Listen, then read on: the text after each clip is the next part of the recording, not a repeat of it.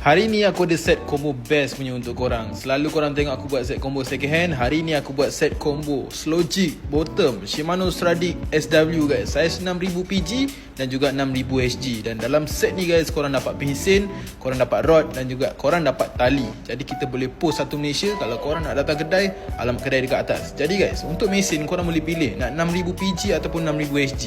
Ada dua model saja dan rod ada satu spek saja. Senang je guys. Rod ni pula 6 kaki 3 PE13, jig weight 80 hingga 300 gram, section one piece. Dan tali Yamato 12 sulam kita akan bagi yang 30 LB 300 meter. Tapi sebenarnya guys, korang boleh pilih nak saiz berapa. Tapi kita akan bagi 300 meter. Korang nak 20 LB ke, 30 LB ke, 40 LB ke, tak ada masalah. Harga dia kat bawah tu aku dah siap-siap bagi dah. Jadi untuk condition mesin baru guys, bukan second hand. Jadi mesin memang baru. Kalau korang nak rasa datang kedai, nak rasa dia punya smoothness kayuhan dia, boleh datang kedai.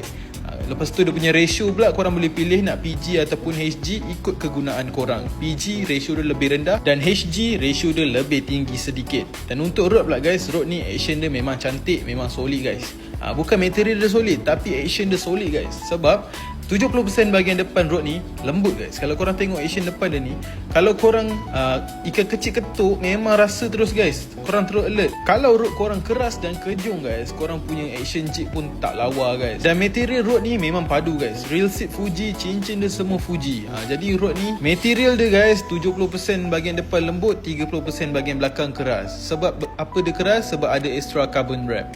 Jadi rod ni ada satu spek saja, panjang 6 kaki 3 PE13. Cincin dia bahagian depan korang tengok selalu dekat top ni, kebanyakan rod jig memang kecil guys cincin Fuji dia. Tapi kali ni kita punya tebal. Selalu nipis lah. Tapi kali ni kita bagi yang tebal. Dia memang tahan lah. Kalau korang nak pakai 4-5 tahun pun tak ada masalah. Dan last sekali 30 LB. Tali Yamato 12 sulam ni memang sesuai kalau korang nak buat main jigging. Tapi kalau korang nak buat main bottom pun boleh, tak ada masalah. 30 LB ni memang overall. Bukan overall, all-rounder, sorry. All-rounder. Lepas tu kalau korang nak fokus untuk game bottom saja, boleh ambil yang besar sikit. Tapi kalau korang nak main jigging saja, 20, 30 memang sesuai sangat lah. Tali Yamato ni kenapa orang ramai pakai guys? Sebab tali ni memang sangat-sangat recommended. Memang berbaloi lah korang beli.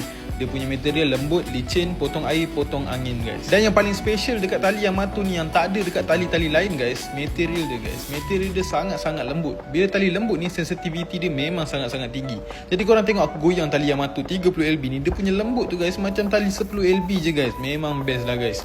Jadi kalau korang berminat nak beli set ni, korang boleh screenshot whiteboard ni, DM kita sekarang ataupun terus datang kedai kita dekat Orchid Tackle Club. Korang screenshot dan send dekat kita orang. Jadi kalau korang berminat, korang DM kita orang sekarang. Action rod Yamato Dark Poison 5 kali lebih efektif sebab korang punya jig boleh berenang dengan lebih natural kalau rod lembut. Bahagian depan rod ni 70% lembut, bahagian belakang 30% keras. Jadi rod ni sesuai untuk main jigging dan main bottom.